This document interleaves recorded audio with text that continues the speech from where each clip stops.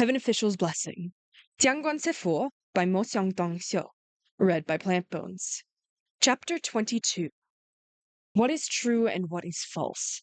An irresolvable situation. But when the other half of the mask crumbled and Qirong's entire face was revealed, it became obvious that he didn't look that much like Xialian after all. Their noses, lips, the contour of their lower jaws were similar in shape, but their brows and eyes were quite different. Xialian's eyes were serene and gentle. Qirong's brows were high and sharp. His eyes were also much thinner and more slanted. While he was certainly still a good-looking young man, it was easy to tell from his face alone that he wasn't one to be messed with. After having been beaten to a bloody pulp, he could finally squint open his eyes and blearily see that the one who had seized him had changed form into what appeared to be a youth dressed in red. Qirong had never seen Hua Tong's real face, but the moment he saw the red robes, he was both shocked and furious. "It's you! It's you!" Hua Tong had changed back to his true form. "You haven't answered my question. How did Prince Anle die?" Because of how frightening his glare was, Xialian rushed forward and cried, "Sanlang!" Humans and ghosts alike had already cleared out from the cave, and Xialian ran to his side. "What's wrong? Don't be angry, please, don't be angry. Everything is all right. Calm down, everything is all right." He gently rubbed Hua Tong's shoulders a few times, his voice growing soothingly soft. When Xialian was younger, whenever he got angry or upset, his parents would always stroke his back like this and comfort him with their gentle voices. Thus he used the same method on Hua Tong. It turned out to be quite effective.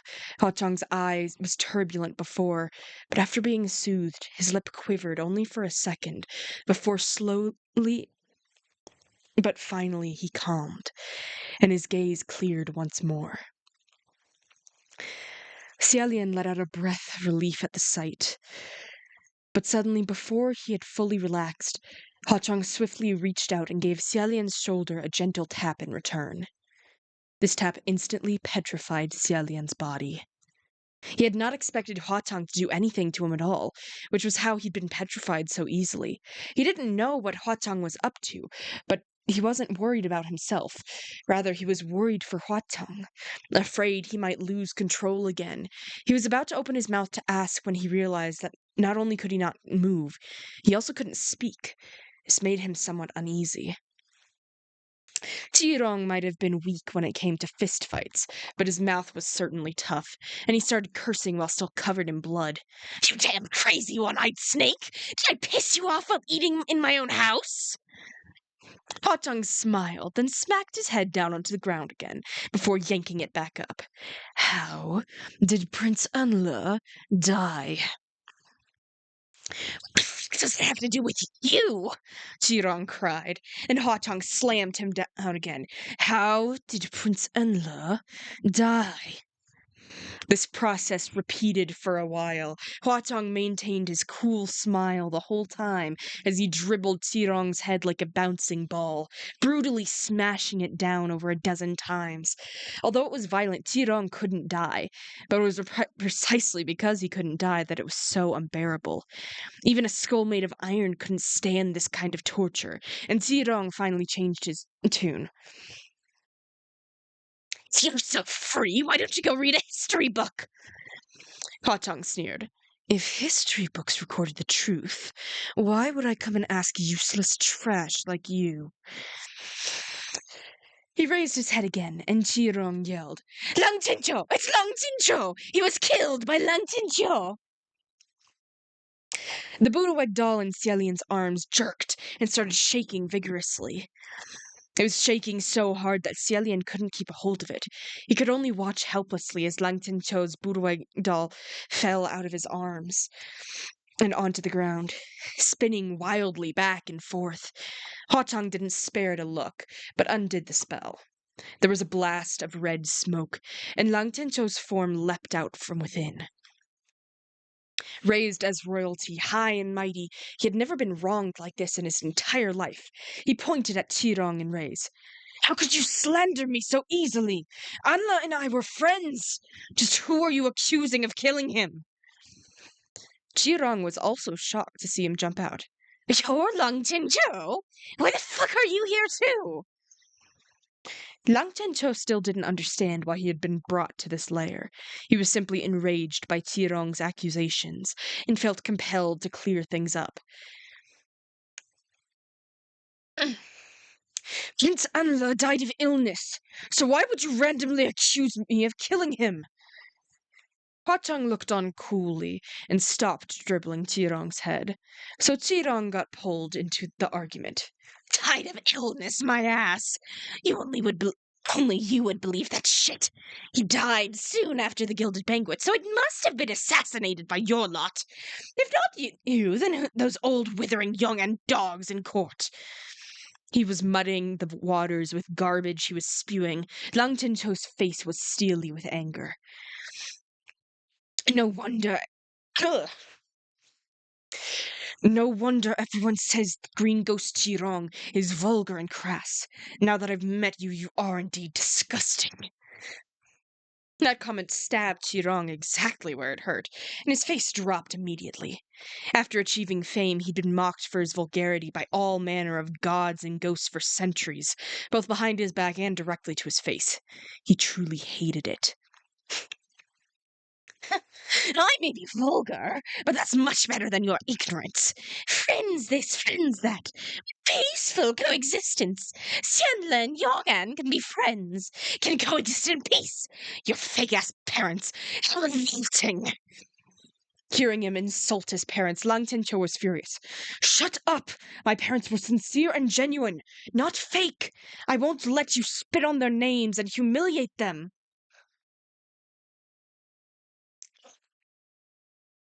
Tirong spat. All nothing more than the descendants of some rebels. So who gave you any damned right? What sincerity, granting titles and land to us, the people of Xianle. So shameless, gifting them their own property that you stole. Everything you owned belonged to Xianle. Lang Tinzhou was never good at arguing. He stammered, stumped. You... Tirong saw that he'd been angered to stuttering and felt a rush of satisfaction, and he resolved to aggravate him even more. He laughed. Even if you guys killed Anla, that child had a profitable death.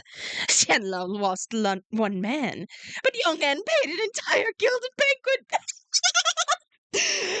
Too bad we didn't kill you too, so you all could taste what it's like when your entire bloodline ended.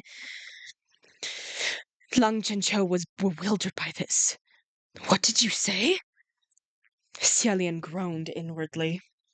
He so desperately wanted to smash Tirong into the ground to shut him up the same way Huatong had. But with his petrification spell, he couldn't move a single muscle, no matter how he struggled.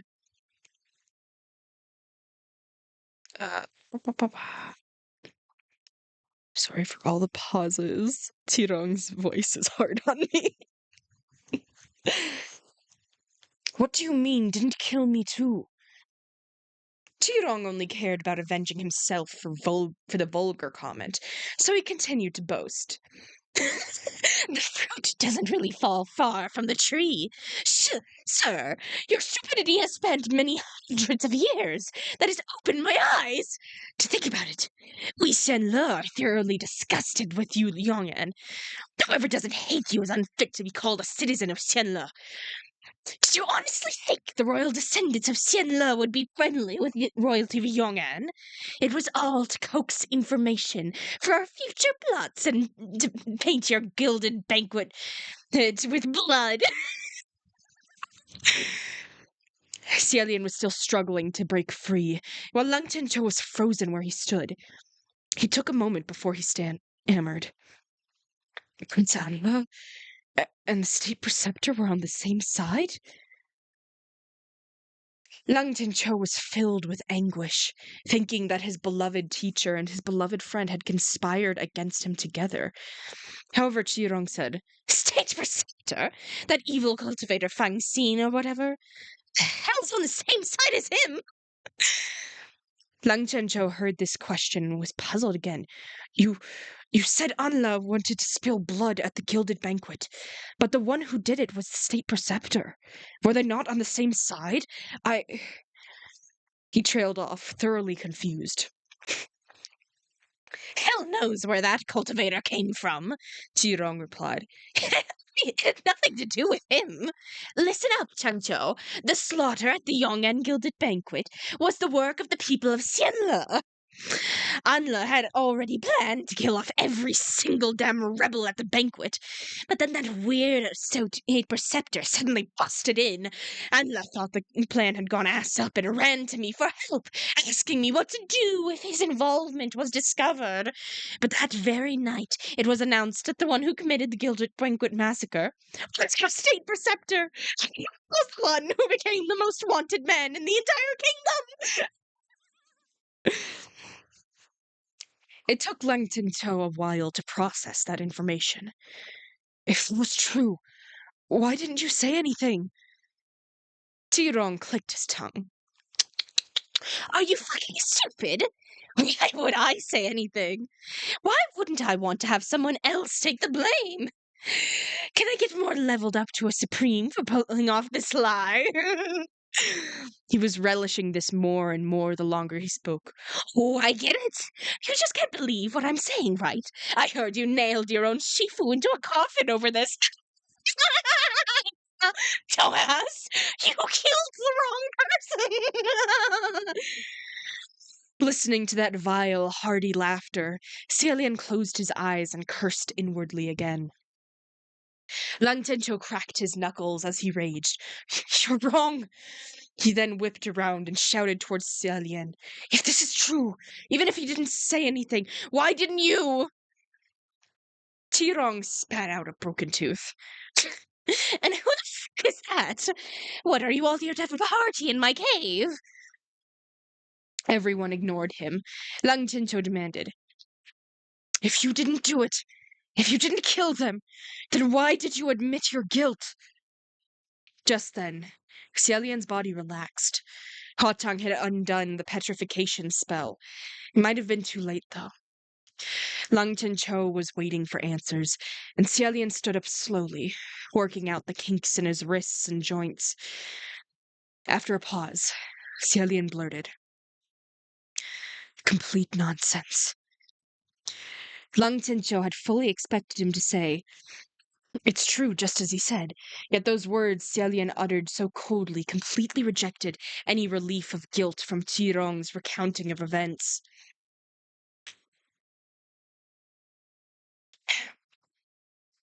Qirong was pissed. "Complete nonsense! Says who?" "Says me," Xialian replied. "All these empty words. What proof do you have? The ones who spilled blood at the Gilded Banquet were the royal descendants of Xianle." Qirong seemed to find this funny and replied, "All those who were killed are dead. So what proof is there to give? Besides, it's been hundreds of years. What proof is left?" "Which is why I say this is all complete nonsense," Xialian replied. "Xianle and Yong'an are dynasties of the past, long lost to time. Is there any point in you stirring up trouble with nothing but baseless bits of ancient history?" The tone of his voice startled Qirong, and he narrowed his eyes as if remembering something. Xialian turned to Lang Tincho and said calmly, "I killed your father. You saw it yourself. This was not long after my second banishment. I was filled with frustration and caused a great wrong. This is all my fault. There is no need to drag anyone else down with me. This man is a deceiver. Dragging Prince Anla's name through the mud was only revenge for you calling him vulgar." If any bystander listened to this conversation, they would find it hilarious. A fight over the title of murderer? One would think massacring the banquet was some sort of glorious achievement. Lang Zhenqiu was in turmoil and profoundly confused. He held his head and thought for a long time before he slowly stated, "That's right. It was you and no one else." He had seen it with his own eyes. That night he ran to the gilded palace excitedly, only to see the black-clad state preceptor pull a long, thin sword from the chest of his father, splattering blood everywhere. And at that moment his father, the king of Yong'an, had reached a hand out toward him, still breathing. It was only after he'd rushed over that the hand dropped limply. Just then, Qirong, who was lying on the ground, suddenly spoke up. "Xin Crown Prince, is that you?" Xielian's gaze moved back to Qirong. After staring coldly at him for a moment, Xielian stated, "Qirong, seems you've been living colorfully over the years." As Xielian spoke, Huateng removed his fake skin. Qirong's eyes widened as the last of his intruders was finally revealed to himself. Lang Zhenqiu was dumbfounded by Qirong's question. "Cousin?" Even when he heard Qirong say "Oui Xianle," he guessed the identity of the green ghost's past life as a citizen of the kingdom of Xianle. He had imagined that Qirong and Xielian were actually related on a personal level. Qirong stared at Xielian's face and looked him up and down. It was a peculiar gaze, hungry with curiosity and fascination. When his eyes stopped at the sword fang scene on Xielian's back, he suddenly burst out laughing. "Sid! Fangxin was you! You were Fangxin!" Although Lang Zhenqiu couldn't understand why Qirong was laughing, it made him feel immensely uncomfortable. He demanded angrily, "What's so funny?" "I'm laughing at my good old cousin." "What's it to you?" Qirong snapped back in a fit. "Just now I said that your stupidity spanned hundreds of years. I'm sorry, I apologize. The best way to learn is from the best. Look at your Shifu. No wonder you're so stupid." He turned to Xielian. "You went to Yong'an, became their state preceptor, and ended up stabbed to death. Your own disciple. Isn't it exciting? Isn't it hilarious? You deserve it, you pathetic fool." The moment he uttered the word pathetic, Huacheng wrathfully struck once more. Qirong had always been tough-skinned, and for some reason seeing Xielian made him 10 times more excitable than usual. Even with his face struck into the ground, he continued his indomitable streaking. "Pathetic! Pathetic!" Each time he said it, Huateng smashed his head down again. It was an extremely gory scene, and Xielian stopped the hand that was about to strike again. "Sanlang, just leave it." "Why should I?" Huateng demanded sharply. "It's nothing. Don't let any of it get to you," Xielian said. "He's just mental and extremely troublesome. I can take care of him. You just sit back and ignore him."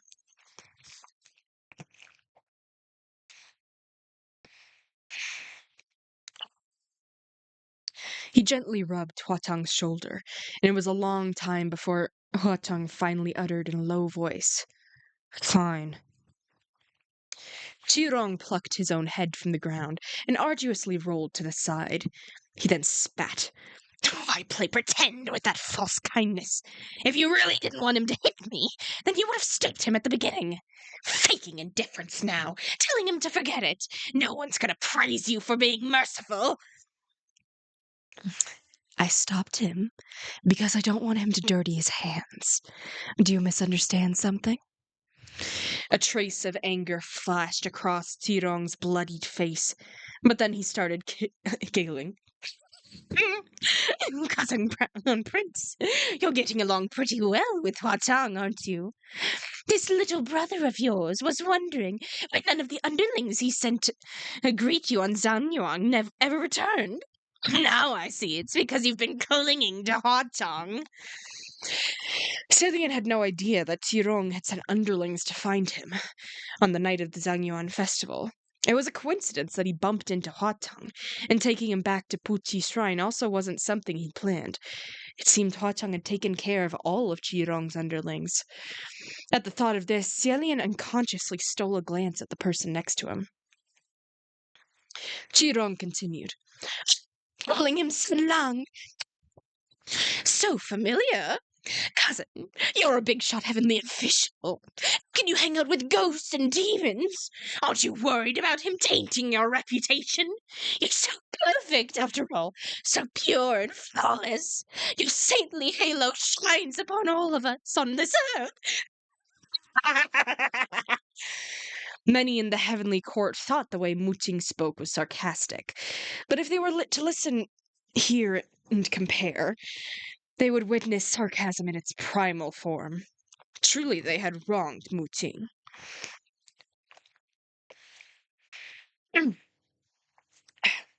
Tirong didn't just talk shit. He acted the part as well. He folded his hands over his heart and exclaimed, Cousin Crown Prince, this little brother has thought of you constantly through the years.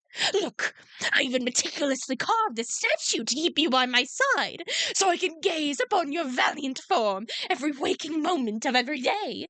What do you think? Pretty well done, right? Do you like it? Oh, don't worry. It's better if you don't. I'll have some more. The moment he mentioned the statue, coldness suffused Huatong's darkened expression. If it wasn't for Xialian holding him back, he probably would have gone over and stomped on Tirong's face some more. However, Xialian knew perfectly well what kind of person Tirong was. He was a little sick in the head, and the more extreme the reaction, the more excited he'd get, and the more outrageous he'd become. Reverse psychology was the most effective strategy. So Xialian only smiled faintly. He said unconcerned, It's only so-so. Sorry, but the craftsmanship is rather inferior. As expected, Tirong's face immediately fell. He said coldly, Be content with what you've got. If it wasn't for my affection of old urging me to carve you a couple of statues, I would even worship you. You probably sniveled and whined at Jumbu's feet and hugged his legs till your knees were busted to ascend this time. Go around the upper court, see for yourself which official isn't more dignified than you. Even a 2,000-year-old ascendee could walk all over you. A 200-year-old ascendee could walk all over you. Over 800 years old, and still this is the state you're in. What a failure. Xialian smiled. I am quite the failure. Not like my cousin. Already a wrath, after 800 years. Xialian knew way too well how to put Qirong down. Next to him, Huatong snorted, and Qirong's face darkened for real. He looked between all those present and suddenly spoke. This attitude. Did you bring Huatong to kick me around today to settle our differences? Xialian was taken aback. He thought about the current picture they painted and actually couldn't argue back. Qirong continued. Look at you both. The moment I say anything bad about you, whoa, look how mad he gets. Was he blinded by that holy light of your halo? Oh, I forgot. Isn't he already blind in one eye? Before he could finish, Qirong's own sight went dark again, and his cheek exploded in agony as he spewed blood from his mouth. He got himself socked again. However, this punch wasn't from Huatong. It was from Xialian. Xialian's fist was faster than the eye could possibly track, and he said coldly, Just because I've never hit you before doesn't mean I would never hit you. His punch was a brutal one. It was a long while before Qirong could say anything. He lay on the ground like a mangy dog, pounding the ground as he cackled. Cousin Crown Prince, heavens, a noble, compassionate charitable crown prince, who's so scared of stepping on even a tiny ant, actually copped an attitude and swung at me. He's hitting people. Incredible. Amazing. He was outrageously excited to the point of insanity. Lang Tencho had never seen anyone whose words and actions were so mad, and he was shocked at some stupefaction after witnessing this singular act. He mumbled, Is he crazy? Xiaolian was used to seeing Qirong's madness and didn't think much of it. You've heard him. He's insane. He's unbalanced. So you can't believe anything he says. Qirong's laughter came to an abrupt stop. He schooled his face and sneered. Don't be so quick to tell people I'm psycho. Let me ask you, how did Prince Unla die?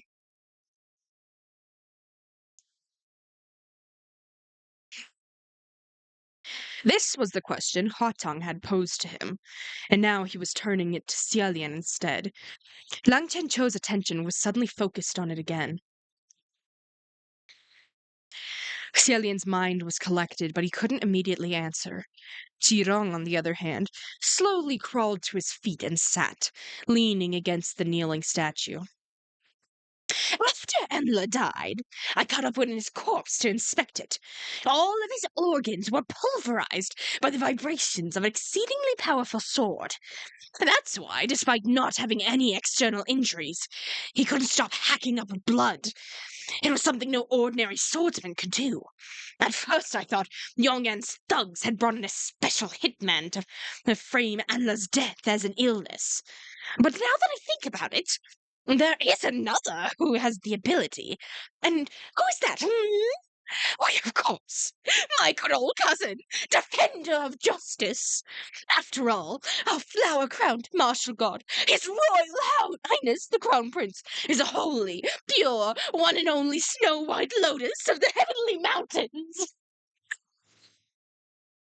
Hotang stomped on him, and Qirong yelped miserably. Lang Chencho felt like his mind was going to explode. He held his head, his eyes bloodshot. Shut up! Just tell me what you know. Who is the real murderer? What happened at the gilded banquet? And what happened to Prince Enla? What happened? Lang Chencho, why are you still confused? Qirong asked. Even I've pretty much figured out what happened by now. Looks like you really don't understand the kind of person your Shifu is. Come, let me dissect my good old cousins for you. This former crown prince of Xianla went and became Yong'an state preceptor, taught you swordsmanship for 5 years. He'd only spoken a few words when Xiaolian brandished his sword, but before he could charge forward, Lang Chencho's greatsword stopped him. Let him finish. You know he's insane, but you still listen to this nonsense. Fang Xin was swung, and even though it was a slender blade, its shockwave almost loosened Lang Chencho's grip on his massive greatsword. But just then, a silver curved blade flicked Fang Xin, hooked it, and pulled it aside. Xiaolian was startled and cried, Sanlang!